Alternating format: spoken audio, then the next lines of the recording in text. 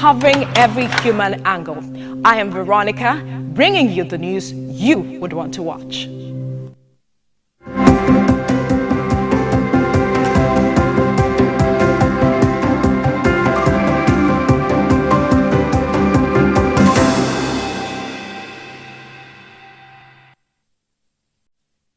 Good morning, and thank you very much for joining us. I am Yori Folani. I hope we meet you well. Okay, we'll be looking this morning at our beloved Ogun State. Speaking for myself, you know, there are many other people who will say that, what do you mean? My beloved Osun State, my beloved Ekiti State, and all of that. But joke. It's all about development, isn't it? And well, Ogun State, Ogun State is 48. And at 48, the governor has addressed the world, but primarily to the citizens of Ogun State, and to talk about developments so far and those ongoing and indeed projected into the future. Of course, I imagine that there are a lot of people, not the least of which will be Ogun indigenes and citizens who will be very interested. But Ogun is such a place; it's becoming as close as one might think to a state with a status like Lagos, where all sorts of Nigerians, are making, also that place their home. Well, our guest this morning to talk very much about it, and I'm delighted to welcome Mr. Dapo Abiodun. Mr. Abiodun, as you know, Senior Special Advisor to the Senior Special Assistant, to the Ogun State Governor. On public communications. Well, it's good that we have a man like Dapo with us because, as you know, he's a power box of information. We used to relate with him in terms of journalism, and I imagine that a lot of that will still be brought to the fore in your new assignment. Congratulations, by the way. Thank you. It's been a while, but we haven't seen. Other programs have had the luck to have hosted you. Yes. Good morning, sir, and thank you for bringing me in. I'm delighted to have you, Dapo. Now, really, this is, well, we'll be interjecting with questions, but essentially, you have the floor to tell us what Ogun State has been able to achieve in its 48 years of existence as a state, and whether the present government is satisfied with that, and what the plans are going forward. Yeah, thank you very much. Ogun State, been 48 this year. State was created in 1976 from the old Western State, and we used to have its capital based in Ibadan. So, and we've had Ogun since then. And talking about the journey so far, it's been a very long, tortuous journey to statehood. And looking at it from the prism of the current administration, the governor came in, like every other concerned indigene of the state. He came in with the notion that we ought to have moved faster. Okay. And that is explaining all his actions. Okay. That explains all his actions. That mirrors his policies. That we can achieve more in spite of the difficulties, the challenges, the limitations. They are there.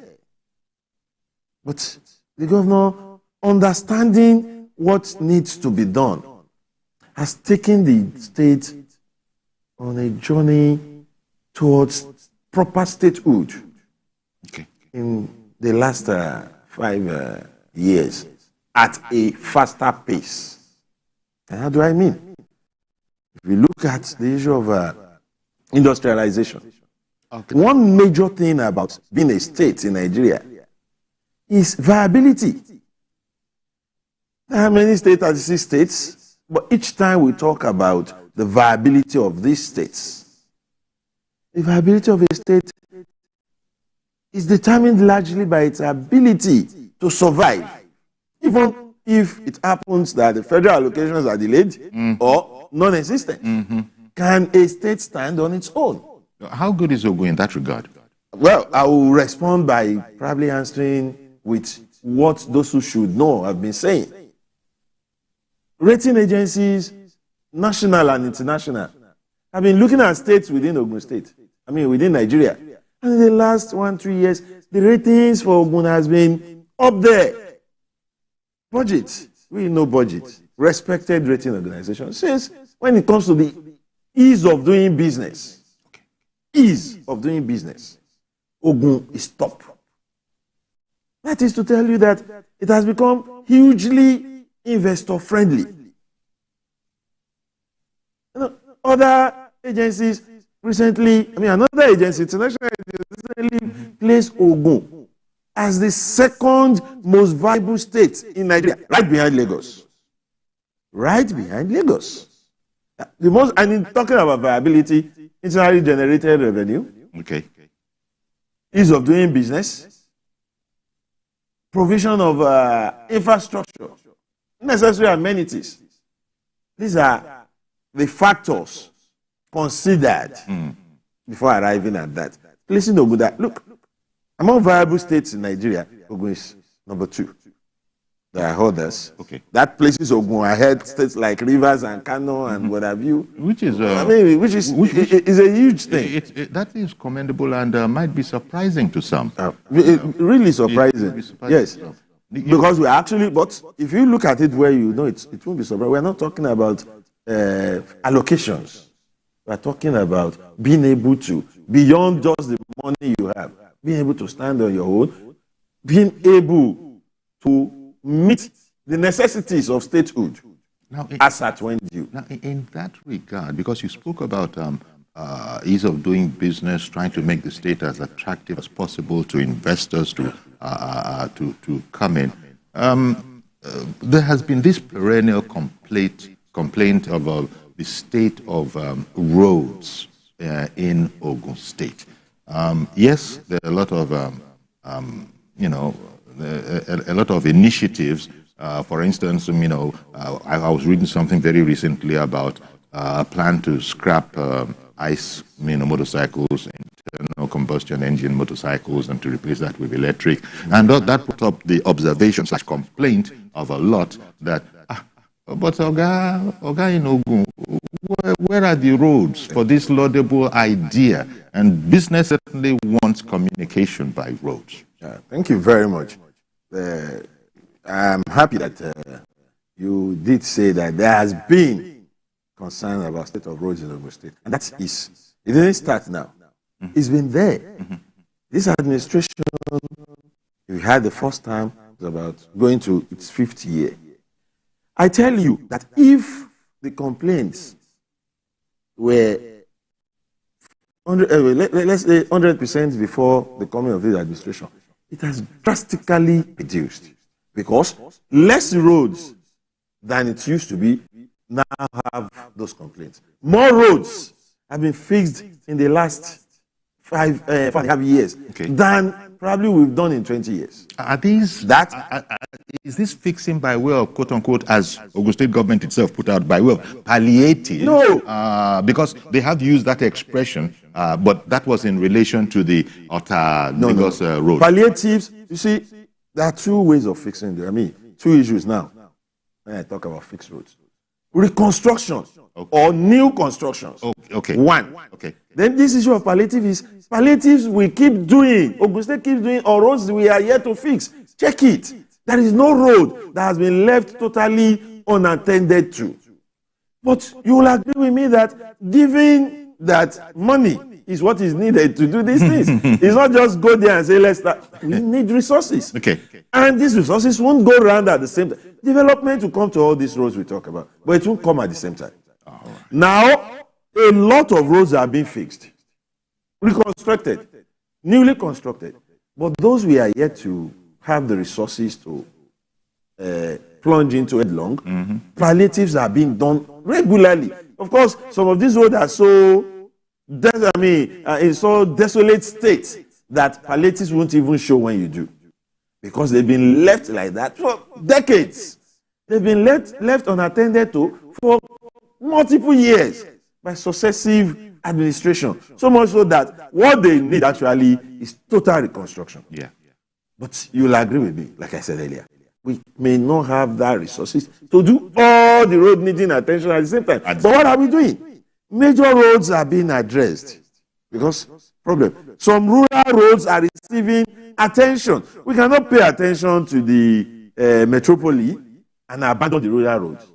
So we're trying to do it very pursuit. You look at some roads and you see efforts ongoing there, long roads, but so in some places, one part of the road is almost completed or completed, so that people can be applying that part of it, while attention will shift to the other part, the other half of the road, the other side of the road. So why are we doing this? Because we feel we cannot just leave such roads and concentrate on the one where let them be using that half, while we turn around and say, okay, that side is a bit motorable now.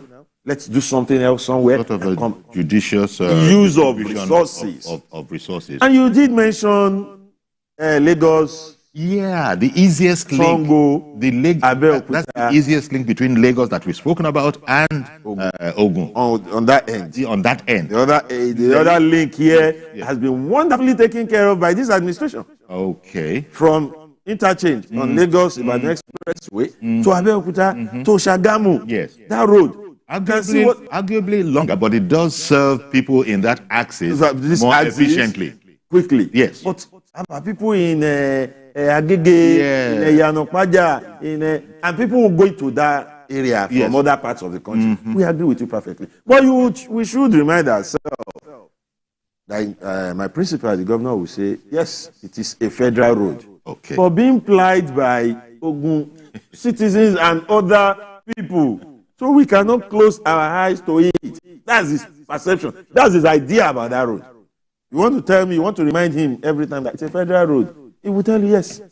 But how do we identify federal people in Ogun State and Ogun people? Is it possible for us to say, no, these are federal people, these are Ogun people? We will say, no. So our people are using that road. We need to fix that road. And he came in with such concern for that road that from the day he became governor in 2019, he has been asking for federal government's permission to fix that road. He understands that the federal government may not be able to do it now. Maybe they have so many things on their hand. Give it to us. It's not as if we have the resources so much that we are looking for where to spend it. No, but he feels it is a major road that concerns everything we are doing. Exactly, a sort of concessioning. Let's have a concession. Concession it to us. Let's handle this road. He's been from 2019. He's been asking for that. And why this is that didn't come until late last year, October precisely. And why this is necessary, it's not just about being polite and having good manners. It's also probably about, look, if you agree and do this, then when we work on it, we will be ultimately reimbursed. One argument to it, yes. One possibility. Okay. But the major one for him is the road, its impact on what we are doing in Ogun State. The many lofty ideas he has brought into governance. The infrastructural ideas he's toying with. The industrialization drive of this administration. And the desire to open Ogun up to the world. Yeah. That road will play a major part. So there is no issue or there is no hearsay about it other than let's get that road fixed. Now, the concessioning, permission, I'll put it this way now, didn't come until October. When we had what we refer to as a presidential nod or presidential approval, why not? Ogun can fix this. That was celebrated far and wide because a lot of people are concerned about that road. So when they had that, the presidency says Ogun can fix it. It was taking the yes, in a matter of days or weeks. People were so optimistic. But I think it has also been explained that the nod that you're speaking about, without prejudice to that nod, there still are processes. You talk about issues like there needs to be a federal executive council. I will explain that. And then an extract. You see, that's one part of it that people may not be in tune with. Yes, we have an approval, so to say, from the presidency that through the Minister of Federal Minister of Works and Housing, that we will agree, we will allow Ogun State to fix this road. We'll concession this road to you. We have that understanding. But in matters like this, it's not child's play. It's not just that they've said it, we moved in. No. The Federal Executive Council, we are told, will discuss it. There will be an extract from that meeting, which now forms the formal approval that that state is off our hand. Ogun State is handling it.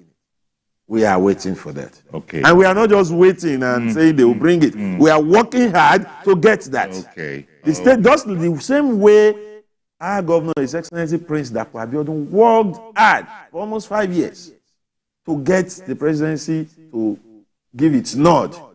He is working so hard to get this formal approval through the extract. Okay. So a lot of discussions and MOUs are also ongoing with the Federal Ministry of Works, which is essential. you said that it's not as if Ogun has too much money to throw around, Yes. but it's in consideration of the viability of this road, and also as it will help Nigerians. Yes.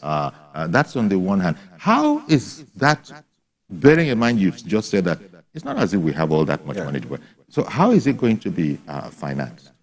As I speak with you, I can tell you that Ogun State is ready to mobilize to site for work to start on that road. Really? Yes. I can tell you Ogun State is ready to mobilize to site so that work If can we were start. to get The all the moment we approvals. get all the papers sorted, contractors have been When you say contractors have been When you say interviewed. is ready, you're talking about from our own resources or private partner, private public That's partnership? what I'm going into now. Okay. Contractors have been spoken into. A reputable one selected for the job as part of readiness. This is the company that will handle the contract. Terms and other things agreed upon. Then the state have at the same time reached out to private sector participants who are also ready that this is the part we will play, this is the part we will play, this is how we will jointly fix this road. You understand? Now, part of what these private participants, as I want to put them, would require to give them confidence is that extract. That road is litigation free, it is not encumbered by any other thing. We have the consent of the federal government. Even if government change tomorrow, today, the federal government already consented to us putting our resources on that road. So that's how ready Ogun is. Okay. Just yesterday, the Commissioner of Works in the state was speaking about this road, and he made it clear that if we have all these paper issues sorted today, we'll move to site. How is the state of, I'm doing a bit of crisscrossing now, in terms of subject matter. How good is Ogun State for power? Because industrialization, businesses, and all of that, how good is Ogun State for power? Of course, every Nigerian has an idea of the answer to that, but are there other things? I'll tell you. I'll tell you that we all know that power lies. Power as in power, light now lies with the federal government. Yes. But in his understanding of what needs to be done, the governor is working hard to see how we can find alternatives to some of these issues. That's exactly what I'm talking about. Late last year, we entered into an understanding with a company, a private organization that can provide power. Provide electricity to power a large chunk of a major axis of the state, the Agbara axis, where you have a lot of companies. Is this via the grid, or are we talking about solar farms or any other kind of idea? The company provides carries out these activities with a mix of all this. Okay, that will be the one on the grid where it is necessary for power, solar to be injected into it. They have the capacity. And we are monitoring what they are doing in that axis now. It is not just Ogun State that is talking to the same company. Lagos too. Because Lagos also have some interest in that axis. So that's some of the ideas the governor has brought into it. Talking about using solar. as an alternative. One good thing about this administration is its desire for excellence, perfection, when it comes to public infrastructures. When our governor do roads, he ensures there are street lights. However, you go to many of these light-ups, and you discover that it's been vandalized. The government will go back there again, after a while, vandalized. The issue of trying to secure them comes up, bring more security, do this. Even generators places some places to pass on. This is are stolen. I mean, we've had issues of transformer taken away. How can somebody go and take transformer? Which we thank you very much for saying this, because this leads us on to what I was going to come on to next. I was going to talk about solar there. That's why I started. Okay, start about solar, but please go on to security, because businesses do need security. And if we're even managing to put palliatives, generators, and these are being stolen, transformers are being vandalized, this is being stolen. I'm going to lead on, and I won't want to interrupt you, just move into it seamlessly. What are we doing? What is your assessment of the state of security in Ogun State? Thank you. Let me conclude on what I was from solar. So, with that problem with vandalism, vandals, as we know, are criminals. There is no coloration to it. Whether they are locals or foreigners, they are criminals. The government under the leadership of His Excellency Prince Dapo Abiodun, is currently carrying out a pilot scheme of the solar solar-powered streetlights in Ogun State. Okay. The idea is turn our streetlights to solar power. Okay, we don't have that yet in Ogun State. No. Okay. They're just introducing that now. And the pilot scheme is on, and people are seeing the effect of that. Once he is satisfied, I'm sure the governor would direct that this should be introduced on our roads. So that is a way of tackling vandalism. And then that will take me to what you introduced, security. Even those who should know, security experts, analysts, local and international, who have been monitoring the state of insecurity in Nigeria as a country, have given Ogun a lot of nods and kudos. Nods in terms of security, especially in the area of swift response. Okay. So, insecurity. And that's what you can rate with. To say there will not be incidents of insecurity, we'll be deceiving ourselves. What's the population of our police to the citizen? I mean, what's the ratio? So, criminals are living among us. They will want to do their own business. It is left for us to ensure they don't have leeways. That is the approach of Prince Dapo Abiodun. Okay. So security issues in Ogun State. Much as we try to eradicate insecurity totally, our proximity to states, not just Lagos. People look at Lagos. We are just next door to Oyo. And we are even next door to another country, Benin Republic, in some parts of the state. This exposes us to something. When criminals in those areas are fleeing from the long arms of the law, Ogun State is one place they can try to seek refuge. So, as far as security is concerned, we have to be on our toes 24 hours a day. Are we? How will that's exactly what I'm saying. That in the area of responding to insecurity, Ogun is doing very well. We have a security architecture that is very good. We have the police, the army, and other security agencies work hand in hand. And that's why when things happen in Ogun State, the rate at which they are quickly arrested, criminals are quickly apprehended, is very high. Now, if you look at the issue of cultism, at the time in the news was Shagam. Now you will agree with me, relative peace, because of what the governor ensured was done. When it happened, he made it clear, look, nobody should be spared. Go after the perpetrators. And at the end of the day, people, high and mighty, big names, brought into the net. And he made sure, prosecute them, question them. And as that was going on, more and more people. So we were able to go for the kingpins. And that's Would you go as far as saying that there's been a reduction in the Massive perceived criminality rate or incidents in Ogun State? Yes, if you compare it to years before now. When the government came in, it was one issue he had to confront headlong. But then it was an everyday thing. We are all aware, 2016, 2017, major part of 2018. It was every day. Once you are talking about cultism and killings in Shagamu, it will erupt in Abeokuta. Ijebu-Ode was in the news for the same thing. Banks had to shut down.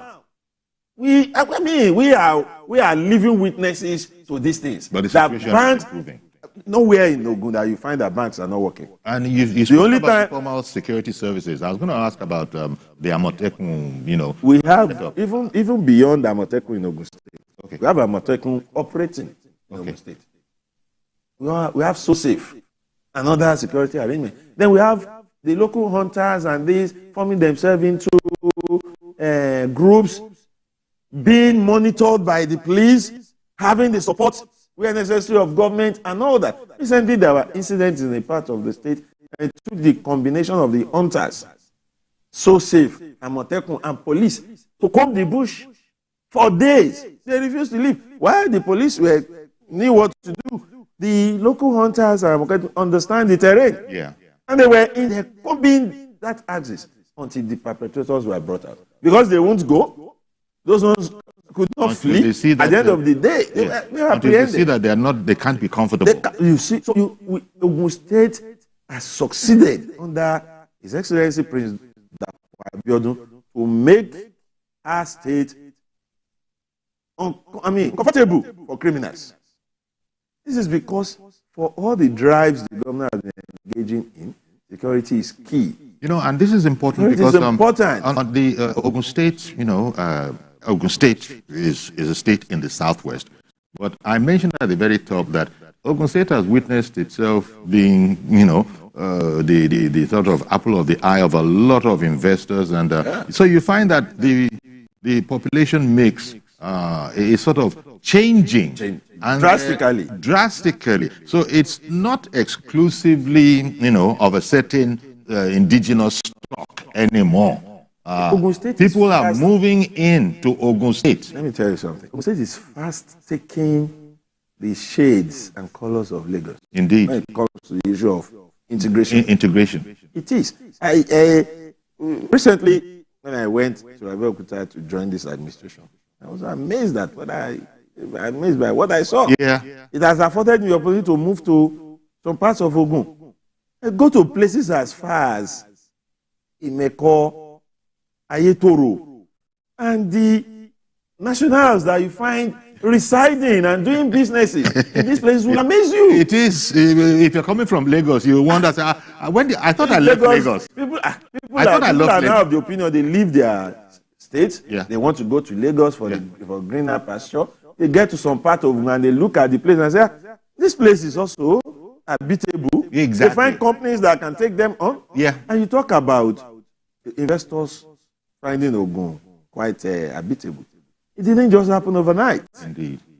If you look at land ownership in Ogun today, made so easy by this administration. And that has attracted the issue of taxation. You cannot be in Ogun. Ogun State is one place where we keep talking about we have grown our IGR. And you cannot find complaints of double taxation, multi-taxation, overtaxing. No, we are in the media. If it's happening, you will have that. Yes, that's right. You don't find. We find situations like that in other places. Because we want to increase your IGR, do you want to kill us? We don't have such situation. You know why? Because we have a man who understands what is to be done in this ado. Okay, we're looking at infrastructural development in focus in Ogun State at 48. We'll take a break now. We'll be right back. Dare Odufokon, Senior Special Assistant to the Ogun State Governor on Public Communications, is my guest, and you'll be able to ask questions as well. Call in and ask questions as we continue with this conversation. Stay with us, please.